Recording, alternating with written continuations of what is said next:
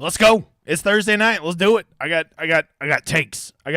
But really, I'm just here to answer your questions. So, why don't you get them in there, you motherfuckers? Let me get my chat set up real quick. Editor just left me hanging like a orphan on Christmas. That's not a good reference. Not a good reference. All right. Let's see who all we got in here. So far, I've seen Nick, Andrew, Adam, Silver Fox to Peach. Let me just go ahead and start out. 5 legends. Oh, there's 6 legends. Anna. All right. What's up, everyone? Any love for Kittle at captain tonight? Let's talk about it. Let me go ahead and give you, if you didn't see, I think it was Zach posted in the Discord. If you guys don't know ETR, that's Established the Run. They're probably about the sharpest NFL football content there is out there. They do like the thing that shows how much like will be 5-1, 4-2 builds, 3-3 builds, 4-2. And no surprise, the most common build tonight is going to be a 3-3 build with a relatively competitive line that's to be expected, right? So right there, if you go look at, if you're doing a single entry tonight or whatever, and your build is a 3-3, especially if it's a 49er at captain, that will certainly be the most common build tonight, right? So the problem with doing that is it really starts to make it very difficult for you to make your lineup different, right? So just be aware of that. The second most common, and this is almost always the rule, it's a 4-2 San Francisco build, right? Because they're slight favorites. The slight favorite usually gets the 4 versus the 2. So right there, we talk about this all the time. A great way to get different without sacrificing good plays is maybe go build a 4-2 Seattle or a 5-1 Seattle or a 5-1 San Francisco. Those will certainly be the lowest of the 6 options. Those 3 will be the lowest of the 6 that you could do, and that will get you different right from the beginning, right? So that's just something to consider. To me, it really boils down tonight to what to do with both running backs. I feel like that's going to kind of be a great question you need to answer first, and then from there it's just, well, what kind of script do you think it's going to be? Christian McCaffrey is just so amazing. I mean, I honestly think he might get more targets than anybody on the 49ers. I'm a little worried. I just don't think Brandon Ayuk is a number 1 type receiver, so even when Debo's out, I actually feel like that hurts Ayuk's value more than helps it. So because of that, I feel like Christian McCaffrey really soaks up a lot of this Debo usage, plus he's a fucking badass. And they're probably going to be in a favorable script. So, it's really like, what do you do with Christian McCaffrey? I just don't see any way if you're playing more than one lineup, you really want to fade him in all your lineups. That's fucking ballsy. You're basically at that point just hoping for an injury. I will say he doesn't have a track record of being the toughest. And the other one is Kenneth Walker III. I mean, at that price tag for how talented he is and how much they use him in Seattle's offense, if we know that he's going to have a full workload, if you've read some article or have some beat reporter that you trust or you have a feeling, well, then I think that he is a great play. I think he's even very captain viable. But I'm not convinced that that's going to be the case. So I don't know if that's where I'm at with you, okay? The last thing I want to just hit on, just personally, I think I'm a Brock Purdy believer. Jimmy Garoppolo is a fine quarterback, and I think Brock Purdy is the exact same as him. So if you would play Jimmy Garoppolo in this spot, I think you should be willing to play Brock Purdy. If you think Jimmy Garoppolo is a fucking loser like I did, well, then you probably shouldn't play Brock Purdy, because I think he's basically the same guy as Jimmy Garoppolo. And then the last thing I just want to hit on before I dive into questions is the wide receiver thing, specifically for San Francisco. To me, with Seattle, you just either play Lockett or you play Metcalf. I don't love playing them both. I don't see how both of them get there at that price tag. And if they do both get there, well, then Geno certainly gets there. And then how the fuck are you going to get all 3 of those guys in your lineup, right? I mean, you're talking 3 guys over 10K. It's going to be very difficult. So I would only pick one of those 2 if I go with it.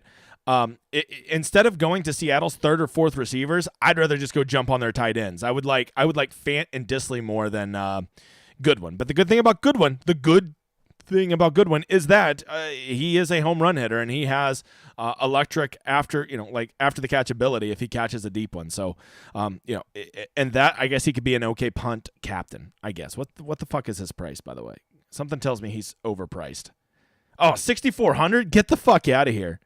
Okay, that is just ridiculous. 6,400. Him and the other running back. Who's the other running back? Travis Homer are just disgustingly overpriced. I would play Travis Homer before I would play Lockett. Okay, and then for the 49ers receivers, this is super important. Everybody thinks that usage, that Debo being out, is going to go to San Francisco wide receivers. As I already told you, I don't think Ayuk is a great guy that fills up and takes over a usage role. If anything, I would like Jawan Jennings out of those 3, but I think you would be a fool not to consider Ray McLeod. He's going to be on the field more than he normally is at 1,200. He is, beyond affordable, and he actually is a pretty good football player if you've ever watched. Ray. Okay, so with all those things to consider, now you got to consider this. Ray McLeod, I think, will be 50% owned. I know Run the Sims has him here at 44. I didn't look at John's ownership. I just got home from the casino, been on a heater at the poker table. I had to cut the session. I had to cut the session short to be here for you guys. So, Ray is a fine play, but you got to ask yourself, at what point are you eating too much chalk? Okay. That's basically the gist of it. I think both kickers are viable tonight. I think both defenses are viable tonight. It's just about what kind of script do you want. If you think it's going to be a 17-13 game, give me some running backs, give me some kickers, and give me some defenses, and probably one usage monster receiver. And really, the only two guys I think that I think Metcalf might be the only usage receiver guy. If you go look at Tyler Lockett's history versus the 49ers, he just doesn't do a lot. It's kind of surprising. I feel like I remember him having good games, but I guess not. All right, I'm going to hop into the questions now. Feel free to toss them in here. As soon as we run out of questions, this big guy's getting the fuck out of here. I got to go get college football ready for the real sweaty tryhards. I'm one of those people, okay? If you don't know, sweaty and tryhard, those are terms of endearment. If you don't know what that means, go look it up. All right, Chris is starting us out here. He says, what's up, everyone? Any love for Kittle at captain tonight? Here is why I would be interested in Kittle at captain tonight. We know he has a lead upside. Okay, he hasn't really had many big games this year. I think only one big week so far as I can remember. But we have seen George Kittle numerous times have 25, 30-point weeks. He has that elite tight end upside that really only about 4 guys in the NFL have, right? So because of that, I think he is always a viable captain option because of that. What makes me really like George Kittle tonight is he is just vastly overpriced. Okay, based on what his production has been this year, he really should be more like 6,600 maybe, not 8,000. So because of that, that actually makes me like George Kittle. But if you play George Kittle, just be ready for 2 catches for 26 yards. That is a very real possibility. Okay, but I think George Kittle at captain is a play, especially in the right builds.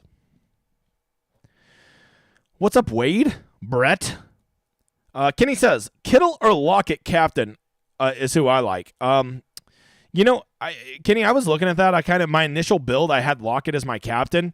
But then I ended up switching to Metcalf, and that's weird because I typically am more of a Lockett person than Metcalf, but I just kind of went back and looked at their history versus San Francisco, and it is undeniable that Metcalf just gets way more targets versus the 49ers in the aggregate, right?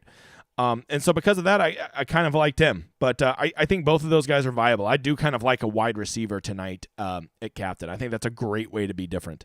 Because almost everybody is going to play McCaffrey at quarterback. And if they're not playing them, they're probably going to go play a punt cheap wide receiver. Or they're going to play one of the, probably like Kenneth Walker or something like that. Or the quarterbacks, I mean. All right, Brock. What's up, Brock? You never responded to me in the NBA thing. Congratulations on the win last night, brother. Okay. Let's see. Great to be here tonight. About to drive the state line to get my sportsbook bet. That's Brock. That's some fucking hardcore shit. That makes me. I live in Oklahoma, so I can't sports bet. So I feel you. I wish that more people could play college football. I've probably had 10 people tell me I want to play college football with you guys, but I can't because of my shitty state. So I feel your pain, brother. Andrew, go Huskers. Hold on. I'm not getting my Andrews mixed up. Pretty sure I'm not. Question: what takes down the GPP tonight? Right. Yeah, so what's going to take it down is going to be probably the optimal lineup or something really close to it. Okay, and it's not always the optimal lineup that takes it down, because if you look at that Monday night game, I think the optimal lineup left like $22,000 or $21,000 on the table or some shit like that, because just everybody got hurt, right?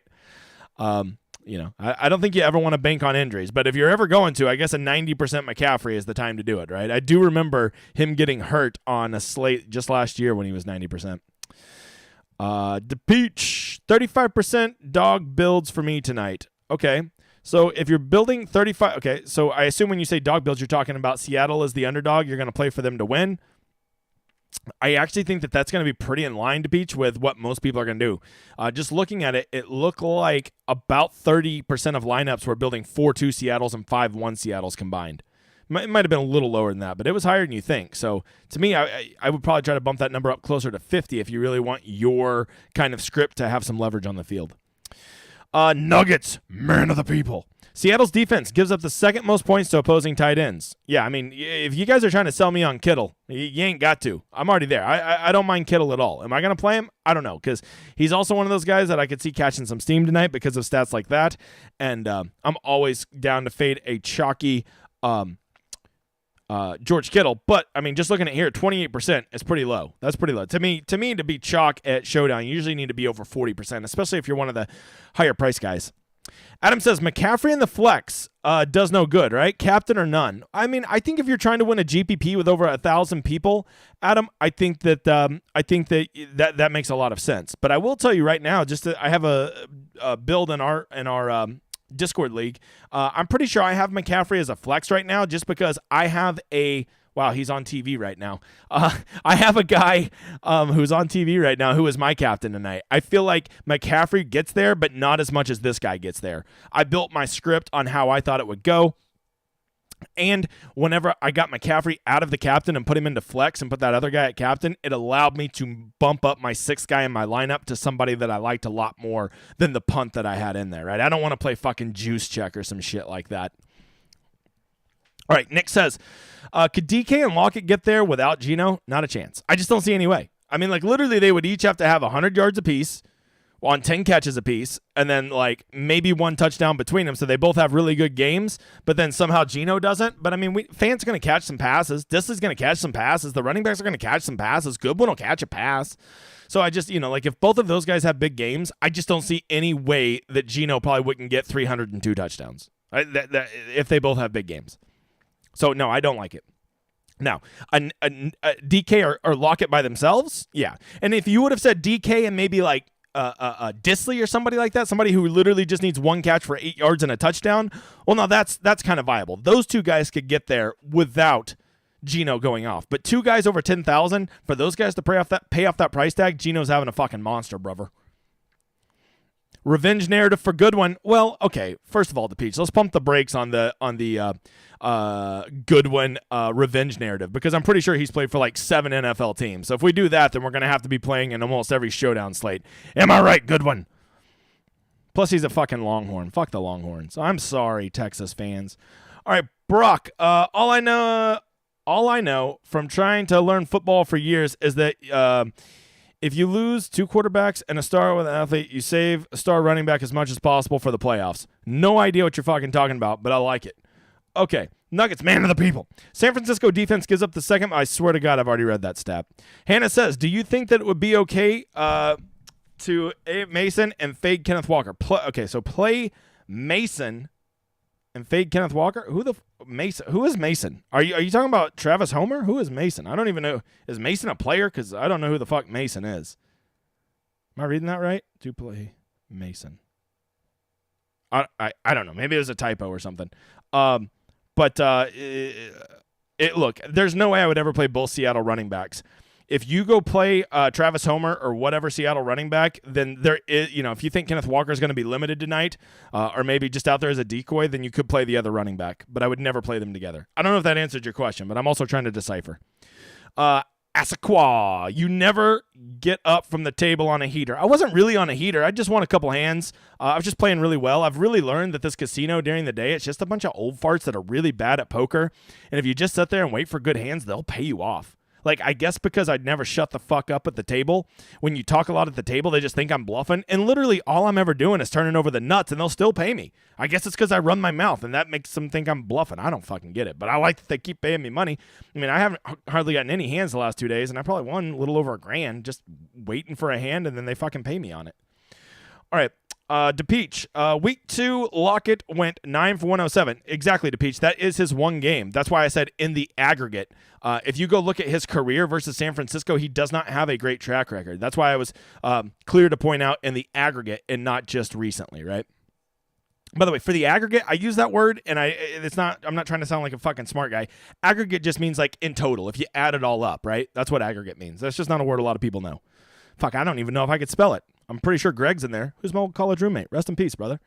Nick, You normally frown on running the opposing running back against the defense, but a CMC an exception? Yeah, I think you could get away with that, Nick, if you want to run Seattle's defense, because there is a script in which San Francisco is just, dumping it off, trying to come back from behind and maybe gets a late touchdown or something, and, he could get garbage points and get there, even though Seattle's defense already has a pick six and 4 sacks and another fumble recovery and whatever, right? And they've already gotten their 16 points that you need from the defense, and then McCaffrey still backdoors a 20-point game with a fucking garbage 9-yard touchdown with 2 minutes to go in the game, right? So I don't hate that. But typically, here's on the opposite side, I would never run Kenneth Walker against the 49ers defense. Does that make sense? Clearly a difference there in my opinion.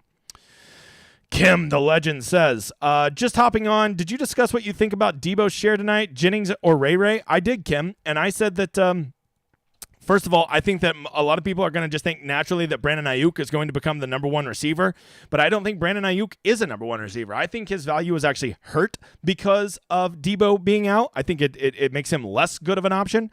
And then I think that everybody is going to just naturally play Ray because they think that Jennings and Ray are about the same player, but I am pretty sure that Jennings will be on the field more. And if you guys know nothing else about how I play football, I always want my guys on the field. That means more opportunities usually equals more points, right?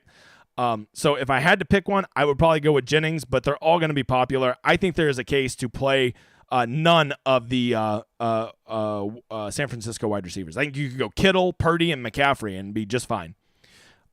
So that's how I feel about it. They're fine plays, but here's what I would say. I would definitely not play 2 San Francisco wide receivers along with like McCaffrey and Purdy, right? I mean, like Purdy, he's just not going to have that big of a game that he can get all those guys there. So that would be what I would caution against. Hannah, if playing CMC at captain, can you get contrarian? Well, it gets hard. If you're going to play McCaffrey at captain, I think what you're going to have to start doing is, A, you're going to probably need to leave about $1,000 on the table. That'll help you. And B, you're going to need to have at least 4 or 5 Seahawks in that lineup. That would be the biggest way you could get different and still have McCaffrey at the captain spot. Not saying you have to do that. Look, there's no shame in having a lineup that's duped. You just want it to be duped with like 7 people, not 478. Okay? So like trying to create like the most perfectly unique lineup, I think is a fool's errand. Don't give up good plays simply just to leave more money on the table, okay? If you have 2,400 and it gets you Disley and that's who you want to finish your lineup, get it. Don't just go drop down to some fucking slapdick just to not play Disley and leave money on the table, right? Okay. DePeach says yes. All right, Brett says, can you run a 4-2 Seattle build with 2 Niners being Kittle and Gold? Absolutely. If you're playing that it's a Kittle usage monster night, which is a narrative, I can remember at least 5 games vividly that it has been Kittle usage monster games where he has 9 catches, 112 yards, and 2 touchdowns. So maybe he's the only guy doing anything for their offense. That they spread the rushing yards around a little bit. McCaffrey has an okay game, but not a great game. And then they end up settling for a lot of field goals. Maybe they only score 16 points tonight, 3 field goals, and Kittle gets the 1 touchdown along with 8 catches, 103 yards. And then that's how that gets there, right? So yeah, I would say that. And then in that build, I would probably run it back with Seahawks defense. I would probably have some Kenneth Walker. And then, you do what you want with those last 2 spots. But that would be the kind of guys that would fill out the rest of that narrative, right? Because that's probably going to be a Seahawks are probably winning narrative, like a 24-16 type game. Silver Fox, Jordan Mason, or am I too far in my brain? I can answer that. You're too far in your brain. There you go. Jordan Mason. Oh, is that who she was asking about earlier? Oh, there we go. $4,800 Jordan Mason. I see. I'm sorry, Hannah. I think I see what you're talking about now. Yeah, so we're assuming he's going to get the backup role. Let me go look at the inputs. I didn't even really factor him in, if I'm being completely honest here. So right now on Run the Sims, they have him getting 30% of the rushing share and 2% of the passing share. Okay, so he might be a guy that comes in, maybe every 3rd or 4th drive and spells Christian McCaffrey. Only problem with those guys is a lot of times they may get 8 or 9 rushes and maybe 1 target. And so, like, what's good? Let's say he has a really good game. He's averaging 5 yards per run, which is really good. And he gets 8 rushes, so that would be 40 yards he would get, so that'd be 4 points. And then he gets a catch for 9 yards, so another 1.9. So that'd get him 5.9 points in the game, right? And that's on 9 touches. So basically at 4,800, you almost are completely dependent on either Christian McCaffrey getting hurt or Jordan Mason coming in and getting a touchdown. Because 4,800 is not a pump price. That is not a pump price. So because of that, you have to start asking yourself, what does this game look like that Jordan Mason gets there, right? I have a hard time seeing him getting enough touches to pay off 4,800, because to pay off 4,800, ideally, you're going to need 14 or 15 points from him. And even if he gets a touchdown, that ain't a sure thing. So as you can see, he actually, the fucking optimizer loves him. They say he'll show up in the optimal 17% of the time. So if you're just playing the generic run the Sims data, he's actually a great play. You can see he's one of the most highest. He actually is the highest leverage low-end player down here. 13%. He's actually only behind Jason Meyer. He's the second highest leverage player. So there you go. If you're a believer in the run the Sims optimal, he's a great play. I just have a hard time coming up with a script that he gets there at 4,800. Seattle's D as captain against chosen one Brock Purdy. It makes a lot of sense to me. I'm not convinced that Brock Purdy's great yet, but I believe. Jordan Mason, there you go. All right, Mason, San Francisco. There we go. All right, now we got it all figured. I figured it out mid fucking show. All right, in the bathroom at the Christmas party watching this. Okay, I thought you were just gonna say that I'm in the bathroom right now. I was gonna say TMI, motherfather. Let's go. How many pass catchers can Geno get there tonight? I mean, he'd get 2 of them there. He could get Metcalf and Lockett there. I would prefer him with like a 1.5, right? Like one of the big usage guys, because he has Lockett and Metcalf that are his big usage guys. And then I don't mind him with one of like the 0.5 guys. And that 0.5 guy would be like either one of the tight ends, I think would be acceptable, or Marquise Goodwin, or who the fuck is their 4th guy? What the hell's his name? Penny Lane. Not who I was thinking, but they have Penny Lane as the next one. Penny Lane. Penny Hart. Penny Lane is in my brain and on my mind. Okay, Mason number 2. There we go. Hey, that's Panic. Didn't you post the prices for Austin? People are going to have to commit to this now. Got to buy your tickets now, you motherfathers. No problem. Mr. Pantrini, how contrarian is a lineup with Purdy, CMC, and Ayud fade? You're fading all those guys. I think CMC is likely Stevens. Yeah, I mean, if you fade all 3 of those guys, you're going to get very different, because I can't imagine that more than probably 3 or 4% of all lineups in the GPP would not have at least one of those 3 guys in it. Bruck says, can a CMC captain 5-1 build be different if you run it back with just Geno trying to be a hero? Did you mean Geno trying to be a hero? I feel like that's a fucking sign. That rolled off the tongue smooth. Can a CMC captain 5-1 build be different if you run it back with Geno trying to be a hero? Yeah, I think so, but problem is he'll probably end up throwing a touchdown to one of the guys that would likely outscore your 5th 49er is the problem, right? No matter who he throws the touchdown to, they're likely going to, pass your 5th 49er, whoever that is, the kicker, the defense, or whatever, right? Something you have to consider. Nick wants a 23-17 Seattle victory.